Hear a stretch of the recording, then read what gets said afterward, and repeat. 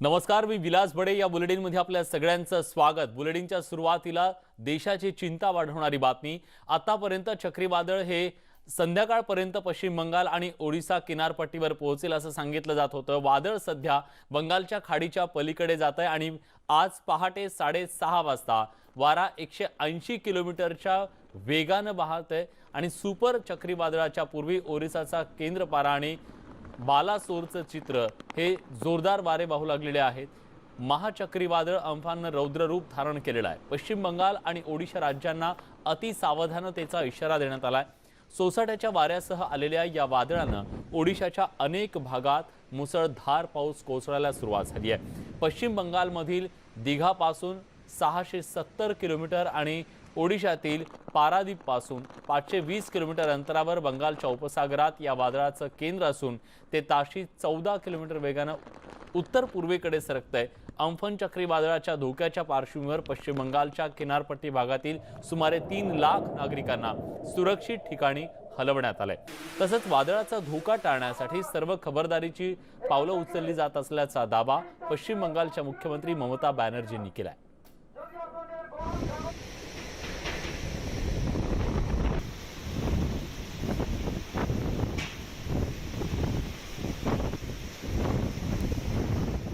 अभी 100 to 110 gusting 125 अभी भी कुछ एरिया में मेनली जगत सिंहपुर, केंद्रपड़ा, भद्रक, बालासोर बालासोर में इवनिंग तक इसका तेज विंड का इफेक्ट रहेगा, क्योंकि बालासोर आपका वेस्ट बंगाल का हमारा बॉर्डरिंग ज़िला है. ठीक है. रेनफॉल अभी आज बालासोर, मयूरभंज, भद्रक, केवंझर, जाजपुर, केंद्रपड़ा इसमें heavy to very heavy rainfall होने का चांसेस है. ऑलरेडी हो रहा है, हो चुका है. और जगत सिंहपुर में हैवी रेनफॉल होगा और साउथ में रेनफॉल ये लाइट टू मॉडरेट रेनफॉल रहेगा. 24 आवर्स का बाद इसका इम्पैक्ट और नहीं रहेगा. 24 मीन्स इसका इम्पैक्ट आज तक ही मैक्सिमम है, उसका बाद और नहीं रहेगा. 24 आवर्स का बाद हमारा वेदर ऑलमोस्ट क्लियर हो जाएगा. इवैक्यूएशन का काम भी वहाँ बदस्तूर किया गया है और जो उड़ीसा सरकार ने अपने कंट्रोल रूम से फिगर हमको दिया है उसके अनुसार 1.5 लाख लोगों को लगभग 6 जिलों में इवैक्यूएट किया गया है. कुछ ज़िले ज़्यादा इम्पैक्टेड होंगे. बालासोर, भद्रक जैसे ज़िले हैं, वहाँ ज़्यादा इवैक्यूएशन हुआ है. उसी तरह से बंगाल सरकार ने ये सूचना दी है लगभग 3,30,000 लोगों को इवैक्यूएट किया गया है. वहाँ भी 6 ज़िले हैं और 7 ज़िले हैं और वहाँ पर कोशिश ये की गई है कि जो दक्षिण साउथ 24 परगना जो है और ईस्ट मिदनीपुर इस इलाके में ज़्यादा इवैक्यूएशन हो. और इस परिस्थिति में मैं ये कह सकता हूँ कि तैयारी लगभग अच्छी है और ग्राउंड में जो ट्रूप्स हैं वो लगातार इस काम में सहायता कर रही हैं. दरम्यान या सगळ्या संदर्भात अधिक माहिती देण्यासाठी प्रशांत लीला रामदास आपले दिल्लीचे प्रतिनिधी आता आपल्यासोबत आहेत. प्रशांत, या वादळाची आत्ताची परिस्थिती नेमकी काय आहे आणि कधीपर्यंत किनारपट्टीला हे वादळ धडकू शकतं? साधारणतः 4 वाजेपर्यंत वादळ हे पश्चिम बंगालच्या आणि ओडिसाच्या किनार भागाला धडकेल अशा प्रकारची माहिती हवामान तज्ज्ञांनी व्यक्त केलेली आहे, असे संकेत दिलेले आहे, असा इशारा दिलेला आहे. आणि महत्त्वाचं म्हणजे वादळाच्या पूर्वीच या वादळाचं स्वरूप किती रौद्र आहे हे जाणवायचं काम या महाचक्री वादळांनी केलेलं आहे. अनेक पश्चिम बंगालमध्ये अनेक झाडे, सोबतच जर बघितलं ओडिसामधले अनेक झाडं, सोबत इमारती देखील कोसळलेल्या आहेत. त्या कच्च्या इमारती आहेत, अनेक पोल कोसळलेले आहेत, टावर कोसळलेले आहेत. सध्या अजून धडकाच्या पूर्वीच या प्रकारचं रौद्र रूप या महाचक्री वादळाचं आहे. त्याचमुळे जवळपास 11.5 लाख लोकांना सुरक्षित स्थळावरती हलविण्यात आलेलं आहे आणि जवळपास पश्चिम बंगाल आणि सोबतच ओडिसामध्ये जवळपास 35 एनडीआरएफचे समूह या तैनात करण्यात आलेले आहे. या वादळाचा परिणाम सिक्कीम, मेघालय सोबतच आजूबाजूचे बांगलादेश या येथेही पडणार आहे. सोबतच बिहार, उत्तर प्रदेशातला काही भाग इथे देखील याचा परिणाम होणार आहे. आपल्याला माहित असेल केरळमध्ये गेल्या 2 दिवसापासून ज्या पद्धतीनं पाऊस सुरू आहे हा देखील त्याचाच परिणाम आहे. सोबतच तामिळनाडूमध्ये देखील याचा परिणाम झाल्याची शक्यता आहे. आणि सध्या जी परिस्थिती आहे खास करून पश्चिम बंगाल आणि ओडिसामध्ये त्या कुठेतरी सुरक्षित लोकांना ठेवण्याचा प्रयत्न दोन्ही सरकारचा आहे होय. आणि मनुष्यहानी होऊ नये हाच एक प्रयत्न आहे. बरं, नक्कीच धन्यवाद प्रशांत, तुम्ही दिलेल्या सगळ्या सविस्तर माहितीबद्दल. आपली नजर असेल या चक्रीवादळावर नेमकं काय काय होतंय ते जाणून घेऊ आम्ही तुमच्याकडून सातत्यानं. यानंतर एक महत्त्वाची बातमी ती म्हणजे राजकीय गोटातून विधान परिषदेचे विरोधी पक्षनेते प्रवीण दरेकर यांच्यासह भाजपच्या आमदारांनी रत्नागिरी जिल्हा प्रशासनासोबत बैठक घेऊन उपाययोजनांचा आढावा घेण्यासाठी दरेकर हे तिथे पोहोचले. यांच्यासह भाजपच्या आमदारांनी रत्नागिरी जिल्हा प्रशासनासोबत बैठक घेऊन कोरोना उपाययोजनांचा आढावा घेतला. या बैठकीत रत्नागिरी जिल्हाधिकारी लक्ष्मीकांत मिश्रा यांच्यासह जिल्हा शल्य चिकित्सक आणि इतर शासकीय अधिकारी हजर होते. रत्नागिरी जिल्ह्यात सद्यस्थिती जवळपास 35,000 मुंबईकर होम क्वारंटाईन असल्यानं या सगळ्यांच्या टेस्ट करण्यासाठी प्रशासनानं काय व्यवस्था केली असा प्रश्न यावेळी भाजपचे आमदार रवींद्र चव्हाण यांनी उपस्थित केलेला आहे. आणि आता या सगळ्यामुळे राजकारण सुद्धा तापायला सुरुवात झाली आहे. दरम्यान या सगळ्या संदर्भात अधिक माहिती देण्यासाठी दिनेश केळुसकर आपले प्रतिनिधी आता आपल्यासोबत आहेत. दिनेश, दरेकरांचा दौरा आणि त्यानंतर पेटलेलं राजकारण, काय नेमकी परिस्थिती आहे सध्या कोकणात? मुळात दरेकरांनी असा शिवसेनेवर आरोप केला आहे थेट की शिवसेनेने म्हणजे मुख्यमंत्र्यांनी आणि शिवसेनेच्या प्रशासनाने सगळ्या त्यांच्या लोकप्रतिनिधींनी कोकणामध्ये क्वारंटाईनची व्यवस्था केली नसल्यामुळे मुंबईकरांच्या व्यवस्था होत नाही आहेत गावागावात आणि त्यामुळे मुंबईकर आणि गाववाले यांचे वाद होत आहेत. पण दरेकरांच्या या स्टेटमेंटचा सगळ्यात हे टीका खोडून काढताना थोड्याच वेळापूर्वी सिंधुदुर्गचे पालकमंत्री आणि उच्च शिक्षण मंत्री उदय सामंत यांनी थेट असा या भाजपच्या सगळ्या आमदारांवर आरोप केलेला आहे की ज्या पद्धतीने प्रवीण दरेकर हे मुंबईच्या रेड झोनमधून आणि सगळे आमदार आलेले आहेत हेच मुळात आधी चुकीचं आहे. अशा प्रकारचा दौरा करणं एवढ्या मोठ्या संख्येच्या आमदारांनी आणि त्यांनी थेट क्वारंटाईन व्हायला पाहिजे. उदय सामंत यांनी असा आरोप केलेला आहे. आपल्याकडे थोड्याच वेळापूर्वी ते म्हणालेले आहेत की उदय सामंतांचा आरोप असा आहे की या सगळ्यांमुळे कोकणात कोरोनाचा धोका होऊ शकतो. याचं कारण असं आहे की याच उदय सामंत आणि विनायक राऊतांवर काही दिवसांपूर्वी भाजपच्या लोकांनी आरोप केलेला होता की ते ताफा घेऊन फिरतायत आणि म्हणून हे भाजपचं जे आत्ताचं महाराष्ट्र बचाव आंदोलन आहे या महाराष्ट्र बचाव आंदोलनामध्ये एवढ्या मोठ्या संख्येने भाजपचे आमदार आणि कार्यकर्ते जात असतील तर हा सगळा त्या सोशल डिस्टन्सिंगचा तर फज्जा आहेच परंतु कोविड प्रोटोकॉलचा पण पाळला जात नाही असं त्यांचं मत आहे. त्यामुळे दरेकर आणि त्यांच्यासोबतच्या सगळ्या मुंबईहून आलेल्या आमदारांनी ज्याच्यामध्ये निरंजन डावकर आहेत, त्याच्यामध्ये प्रसाद लाड असतील, रवींद्र चव्हाण असतील, या सगळ्या आमदारांनी क्वारंटाईन व्हावं, उपचार घ्यावे, 7 दिवसाची टेस्ट करावी आणि मग कोकणामध्ये फिरावं अशी मागणी आता उदय सामंतांनी केल्यामुळे हे राजकारण आता तापू लागलेलं आहे. नक्कीच, आणि ही सगळी परिस्थिती आपण बघतोय की रत्नागिरी जिल्ह्यातली त्याच्यावरून राजकारण केलं जाऊ नये असं एका बाजूला सांगितलं जात असताना राजकारण तापताना दिसतंय. धन्यवाद तुम्ही दिलेल्या सगळ्या सविस्तर माहितीबद्दल. तेव्हा ही जी परिस्थिती निर्माण झालेली आहे, मुंबईतून हजारोंच्या संख्येनं मुंबईकर हे कोकणामध्ये निघालेले आहेत. रत्नागिरी जिल्ह्याच्या सीमेवरती आधी टेस्ट केली जायची, आता टेस्ट न करता आपण बघतोय की त्यांना होम क्वारंटाईन केलेलं चाललं आहे. हजारोंच्या संख्येमध्ये ही रुग्णांची संख्या सुद्धा आहे की त्यांना क्वारंटाईन केलेलं, आणि त्याचबरोबर कोरोना बाधितांची संख्या सुद्धा रत्नागिरी जिल्ह्यात वाढतीये. या पार्श्वभूमीवर या सगळ्याचं कुठेतरी राजकारण होतंय की काय अशी शंका निर्माण होतीये. आणि आता मात्र भाजप आणि शिवसेना या निमित्तानं आमने सामने आले.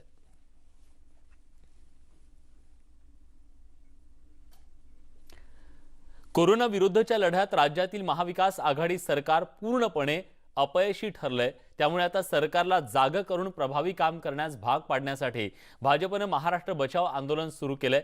राज्यभर पक्षाचे लाखो कार्यकर्ते आणि सर्वसामान्य नागरिक सरकारच्या कामाचा निषेध व्यक्त करण्यासाठी आपल्या घराबाहेर फलक घेऊन निदर्शनं करतील अशी माहिती आज प्रदेशाध्यक्ष चंद्रकांत पाटील यांनी दिली.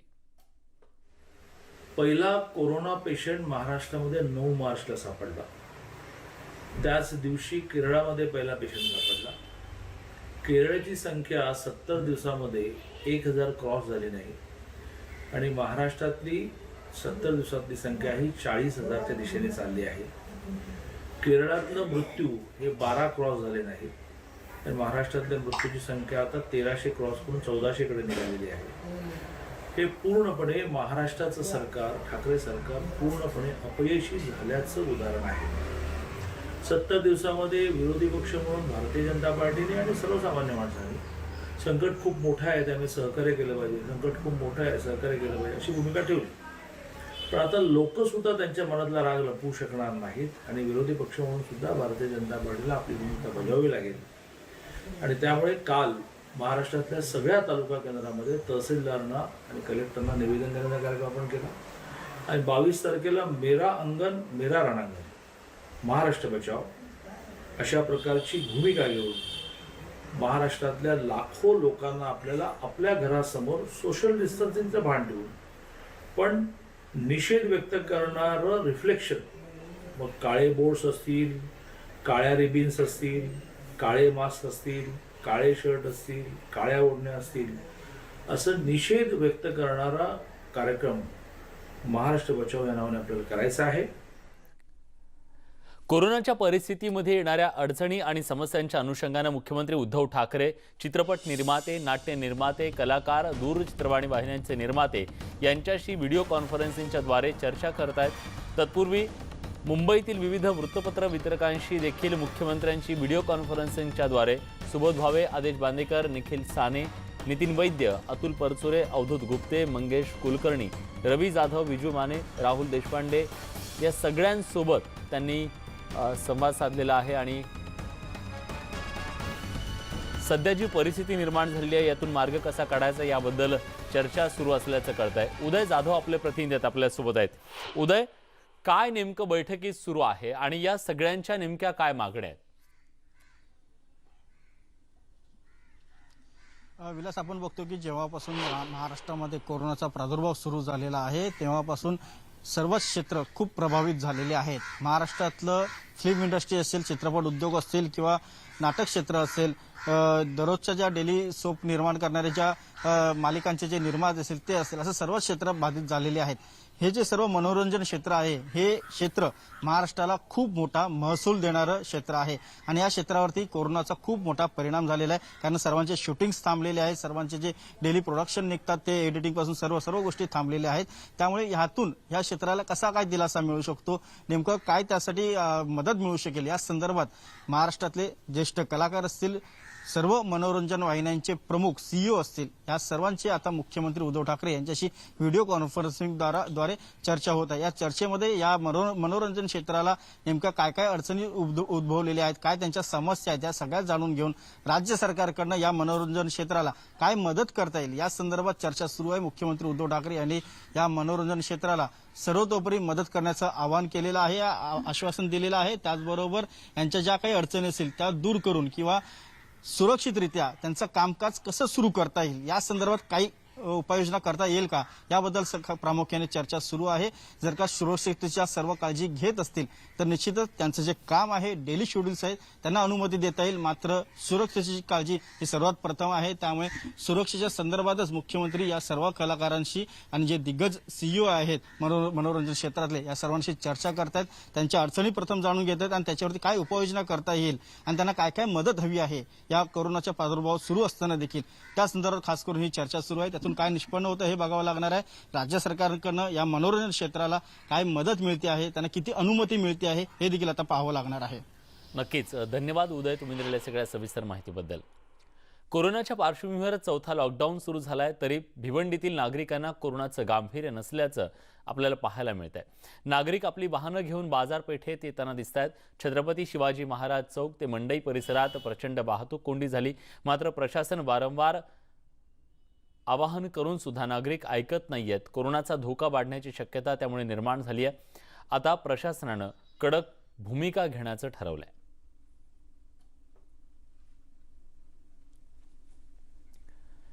कल्याणमधील शिळफाटा रोडवर मोठ्या प्रमाणात ट्रॅफिक जाम झालंय. सलग तिसऱ्या दिवशी शिळफाटा रोडवर मोठ्या प्रमाणात ट्रॅफिक आहे. डोंबिवली कल्याणमधील नागरिक नेहमीप्रमाणे घराबाहेर पडताना दिसत आहेत. लॉकडाऊन काळात या ठिकाणी वाहनांच्या लांबच लांब रांगा लागल्यात.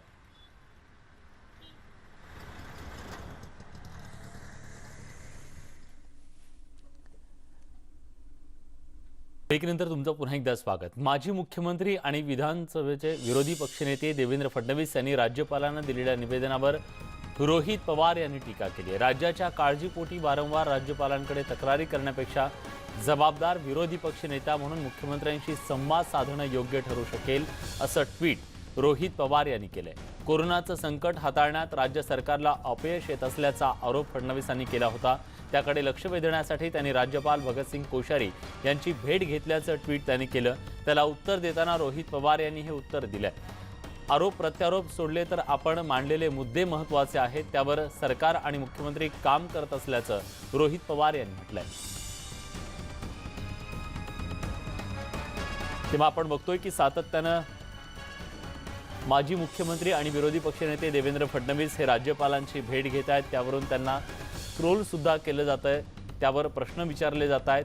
आणि याच दरम्यान काल जेव्हा देवेंद्र फडणवीस हे पुन्हा एकदा राज्यपालांच्या भेटीसाठी गेले, त्यानंतर आता रोहित पवार यांनी त्यांच्यावर शरसंधान साधलेलं आहे। तुम्ही राज्यपालांना भेटण्यापेक्षा मुख्यमंत्र्यांशी संवाद साधून त्यांच्यापर्यंत ते मुद्दे पोहोचू शकता, अशा प्रकारचं वक्तव्य त्यांनी केलेलं आहे। त्यामुळे आता कुठंतरी राजकीय आरोप प्रत्यारोपांना सुद्धा सुरुवात झाली आहे असं म्हटलं तर वावगं ठरणार नाही। कोरोनाचं वाढतं संकट, राज्यातल्या कोरोना बाधितांचा दररोज वाढणारा आकडा या पार्श्वभूमीवर आता प्रत्येक राजकीय पक्ष हा एकमेकांवर कुरघोडी करण्याचा प्रयत्न करतोय का, असा प्रश्न या निमित्तानं निर्माण होतोय। राज्यातली परिस्थिती अत्यंत गंभीर आहे आणि या गंभीर परिस्थितीमध्ये राजकीय पक्षांकडून या मुद्द्याचं राजकारण होतंय का? कारण ज्या प्रकारे आता आरोप प्रत्यारोप होऊ लागलेले आहेत, आंदोलनं होऊ लागलेली आहेत आणि सर्व राजकीय पक्ष हे आपापल्या भूमिका आक्रमकपणे मांडू लागलेले आहेत, अशा परिस्थितीत महाराष्ट्र ज्या कोरोनाचा सामना करतोय त्याचं काय, हा प्रश्न सुद्धा निर्माण होतोय। पुणे मार्केट यार्डच्या भुसार विभागातील दुकानांमधून 9 जणांना कोरोनाची बाधा झाल्यानं हा परिसर सील करण्यात आला। मार्केट कमिटीने तिथं तात्काळ फवारणी सुद्धा केली, पण तरीही पुणे मर्चंट चेंबर्स किमान आठवडाभर मार्केट बंद ठेवण्यावर ठाम आहे। याबद्दल थेट मार्केट यार्ड परिसरातून आढावा घेतला आमचे प्रतिनिधी चंद्रकांत फुंदे यांनी। पुणे मर्चंट चेंबर्सनं उरला सुरला भुसारा माल विभागही पूर्णपणे बंद करून टाकला आणि आज आपण पाहू शकतो पूर्णपणे मार्केट बंद आहे। आणि म्हणून इथं मार्केट कमिटी प्रशासनानं इथं आता फवारणी सुरू केली, पूर्णपणे सगळ्या दुकानाचं निर्जंतुकीकरण केलं जातंय। प्रशासक जे आहेत मार्केट कमिटी यांनी आज व्यापाऱ्यांसोबत बैठक घेतली। नेमकं या बैठकीत काय झालं, मार्केट सुरू होणार आहे की नाही, आपण या संदर्भात मार्केट कमिटीचे प्रशासक बीजी देशमुख साहेब यांच्याकडे जाणूया। देशमुख साहेब, आज तुम्ही बैठक घेतली, फवारणी सुरू आहे, नेमकं काय स्टेटस आहे? कृषी उत्पन्न बाजार समिती पुणेचा हा भुसार बाजार आवार 2 महिन्यापासून अतिशय सुरळीत सुरू होता, परंतु काही व्यापाऱ्यांना कोरोनाचा प्रादुर्भाव झाल्याचं निष्पन्न झाल्यामुळे व्यापारी आणि कामगारांमध्ये भीतीचं वातावरण निर्माण झालं आणि त्यांनी बंदचा निर्णय घेतला आहे। काल आम्ही त्यांच्याबरोबर माननीय पणन संचालक साहेब, बाजार समिती आणि व्यापारी प्रतिनिधी अशी संयुक्त बैठक झाली। या सगळ्या अडीअडचणींवर तपशिलात चर्चा झाली आणि त्या अडीअडचणी सोडवण्यासाठी काय उपाययोजना करायला पाहिजे ती बाजार समिती करते। पिंपरी चिंचवडच नाही तर अर्ध्या महाराष्ट्राला इथून अन्नधान्य आणि कडधान्याचा पुरवठा होतो, म्हणून आम्ही त्यांना विनंती केलेली आहे की लवकरात लवकर बाजार सुरू करावं। काल चर्चा सकारात्मक झालेली आहे। आपल्यासोबत पुणे मर्चंट चेंबरचे अध्यक्ष पोपटलाल वसवल साहेब आहेत। मला सांगा, तुमची चर्चा झाली, नेमकं काय तुमचं समाधान झालंय? मार्केट सुरू होणार आहे, किती दिवस लागतील? काल सकारात्मक चर्चा झाली। आमच्या ज्या ज्या अडचणी होत्या त्या आम्ही त्यांच्यासमोर मांडल्या, त्याच्यातल्या त्या अडचणी आम्ही दूर करतो म्हणले आणि तुम्ही बाजार चालू करा। परंतु मी एक सांगितलं की जी आमची सिस्टीम आहे, कार्यकारिणीची मीटिंग घेतल्याशिवाय कुठला निर्णय घेत नाही, त्याप्रमाणे आज मीटिंग घेतली परत आम्ही कार्यकारिणीची आणि त्यांनी शनिवारी परत मीटिंग घेऊ आणि त्या मीटिंगमध्ये ठरवू, अशा पद्धतीने सगळ्या व्यापाऱ्यांचं म्हणणं आलं। याचाच अर्थ असा आहे हे पूर्ण आठवडाभर हे पुणे मर्चंट चेंबर्सने जो बंद पुकारलेला तो असाच सुरू राहील, नंतर पुढच्या आठवड्यात कदाचित मार्केट सुरू होईल। म्हणजे हे आठवडा जो आहे पूर्ण मार्केट यार्ड, फक्त मार्केट यार्ड अख्खा परिसर पूर्णपणे बंद असणार आहे। त्यामुळे आशा करूयात ह्या आठवड्यात हा प्रश्न मिटेल आणि मार्केट यार्डचा भुसार विभाग जो आहे तो लवकरात लवकर सुरू होईल। व्हिडिओ जर्नलिस्ट निखिल करंदीकरसह चंद्रकांत फुंदे, न्यूज 18 लोकमत, पुणे।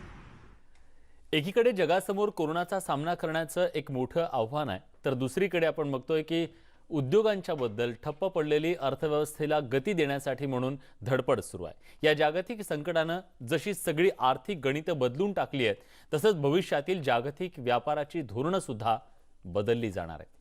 गेल्या काही वर्षात चीननं उत्पादन क्षेत्रात आपला दबदबा निर्माण केला। अनेक परदेशी कंपन्यांनी चीनमध्ये उत्पादन सुरू केलं, पण आता कोरोनामुळे त्याला ओहोटी लागण्याची शक्यता निर्माण झाली आहे। चीनमधल्या उद्योगांना बसणार फटका, परदेशी कंपन्या चीनमधून गाशा गुंडाळणार, आंतरराष्ट्रीय कंपन्यांचा भारताकडे मोर्चा। कोरोनामुळे चीनच्या उद्योग क्षेत्राला घरघर लागायला सुरुवात झाली आहे। मोबाईल फोन निर्मिती करणाऱ्या भारतातील लावा कंपनीनं चीनमधील गाशा गुंडाळून भारतात उत्पादन सुरू करण्याची तयारी सुरू केली आहे। तसंच पुढच्या 5 वर्षात 800 कोटी रुपयांची गुंतवणूक करण्याची योजना आखली आहे। कोरोनामुळे चीननं जगभरातील देशांचा रोष ओढवून घेतलाय, त्यामुळे आगामी काळात आंतरराष्ट्रीय कंपन्या चीनमधून बाहेर पडण्याची शक्यता नाकारता येत नाही। त्यामुळे त्याचा फायदा भारताला होण्याची शक्यता वर्तवली जाते। चीनमध्ये उत्पादन घेत असलेल्या 1000हून अधिक आंतरराष्ट्रीय कंपन्यांना भारतात येण्याचं आवाहन केंद्र सरकारनं केलंय। त्या कंपन्यांकडून जवळपास 550हून अधिक वस्तूंचं उत्पादन केलं जात आहे। भारत सरकार प्रामुख्यानं वैद्यकीय साहित्य, अन्न प्रक्रिया, वाहनांचे सुटे भाग, कापड आणि चर्मोद्योग या क्षेत्रातील कंपन्यांवर लक्ष केंद्रित करत आहे। कोरोनाच्या मुद्द्यावरून अमेरिकेचे राष्ट्राध्यक्ष डोनाल्ड ट्रम्प हे सतत चीनवर टीका करतायत। तसंच जपाननेही आपल्या कंपन्यांना चीन बाहेर पडण्याचा सल्ला दिला। तिकडे युरोपीय संघाच्या सदस्य राष्ट्रांनी चीनवरील अवलंबित्व कमी करण्यासाठी योजना तयार केली आहे। त्यामुळे आगामी काळात भारताला त्याचा चांगला फायदा होण्याची शक्यता वर्तवली जाते। Bureau report, news 18 Lokmat. कोरोनाच्या संकटात जागतिक आरोग्य संघटनेच्या विरोधात अनेक देश समोर आले। चीन या जागतिक आपत्तीला जबाबदार असल्याचा आरोप अनेक देशांनी केला। चीन आणि WHO यामुळे जग मोठ्या संकटात सापडल्याचा अमेरिकेनेही आरोप केलाय। अमेरिका विरुद्ध WHO घमासान, कार्यप्रणाली बदला अन्यथा फंडिंग बंद। डोनाल्ड ट्रम्प यांचा WHOला इशारा। चीन विरोधातही अमेरिकेचा 18 सूत्री कार्यक्रम। कोरोना संकटामुळे जग पुन्हा एकदा 2 गटांमध्ये विभागले गेले। जगभरात कोरोना विषाणूचा फैलाव करण्यासाठी चीन कारणीभूत असल्याचा आरोप अमेरिकेसोबत जगातील अनेक बलाढ्य देशांनी केला। त्यामुळे एका बाजूला चीन तर दुसऱ्या बाजूला अमेरिकेसहित जगभरातील 62 देश असं घमासान सुरू झालंय। त्याचवेळी अमेरिकेचे राष्ट्राध्यक्ष डोनाल्ड ट्रम्प यांनी चीन सोबतच जागतिक आरोग्य संघटना म्हणजेच WHOलाही धारेवर धरलंय। ट्रम्प यांचा WHOला इशारा। ट्रम्प यांनी WHOचे प्रमुख टेड्रॉस एडहानोम घेब्रेयेसुसना पत्र लिहिलंय। या 4 पानी पत्रात WHOच्या अपयशाबाबत लिहिण्यात आलंय। चीनच्या दबावाखाली WHO काम करत असल्याचा आरोप करण्यात आला। 30 दिवसात कार्यप्रणाली बदला अन्यथा फंडिंग बंद करू असा इशारा त्यांनी दिला। WHOचं सदस्यत्व सोडण्याबाबतही अमेरिकेने इशारा देऊ केला। अमेरिकेसहित 62 देशांनी WHO आणि चीन विरोधात मोर्चेबांधणी केली आहे। यामध्ये जर्मनी, ब्रिटन, ऑस्ट्रेलियासह भारताचा देखील समावेश आहे। हे देश WHOच्या 73व्या जागतिक संमेलनात कोरोना रोखण्यासाठी WHOनं काय प्रयत्न केले हा खडा सवाल विचारणार असून त्यात भारताची महत्त्वाची भूमिका असणार आहे। एका बाजूला WHOला धारेवर धरलं जात असतानाच दुसरीकडे अमेरिकेनं चीनच्या विरोधात देखील 18 सूत्री कार्यक्रम आखला। चीन विरोधात अमेरिकेची मोर्चेबांधणी। अमेरिका आपल्या क्षेत्रीय सहयोगी देशांबरोबर सैन्य संबंध वाढवणार आहे। भारत, तायवान आणि व्हिएतनाम या देशांबरोबर रक्षा संबंधी व्यवहार वाढवणार आहे। अमेरिकेच्या कंपन्या चीनमधून बाहेर पडतील। अमेरिकेची सैन्य ताकद वाढवण्यासाठी $20 बिलियन मदत देऊ करण्यात येणार आहे। चीनला अत्याचारी मानवाधिकार रेकॉर्डसाठी जबाबदार ठरवलं जाणार। महामारी रोखण्यासाठी एका नव्या संघटनेची निर्मिती होणार। जागतिक आरोग्य संघटना ही चीनच्या हातातलं बाहुलं असल्याचा घणाघाती आरोप अमेरिकेचे राष्ट्राध्यक्ष ट्रम्प यांनी केला। तर गेल्या वर्षी डिसेंबर महिन्यात चीनमध्ये संक्रमण झालेल्या कोरोना व्हायरस बद्दलची माहिती लपवण्यात WHOने चीनची मदत केल्याचा आरोपही ट्रम्प करतायत। दरवर्षी अमेरिकेकडून $45 कोटी निधी WHOला दिला जातो। त्यामुळे ट्रम्प यांच्या या इशाऱ्यानंतर WHO नेमका काय निर्णय घेणार हे बघणंही महत्त्वाचं ठरणार आहे। Bureau report, news 18 Lokmat. 2 महिन्यांच्या लॉकडाऊन नंतर इटलीच्या नागरिकांची सकाळ आता पूर्ववत होणार आहे. इटलीचे नागरिक पुन्हा एकदा पोर्सिलेन कपमधल्या कॅफेमध्ये एस्प्रेसो कॉफीचा आनंद घेऊ शकतात. कोरोनाच्या प्रसारामुळे इटलीतली कॅफे बंद झाले होते. सोमवारी कॉफीचा आनंद घेण्यासाठी लोक घराबाहेर पडले आणि सगळ्यांनी सुटकेचा निश्वास सोडला.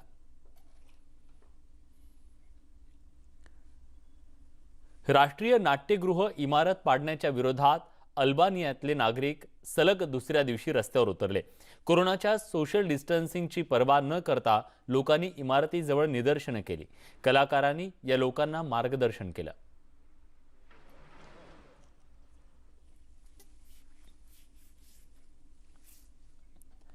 या सगळ्या बातम्यांसोबत बुलेटिनमध्ये आपण इथेच थांबतोय. ताज्या घडामोडींसाठी बघत रहा न्यूज 18 लोकमत.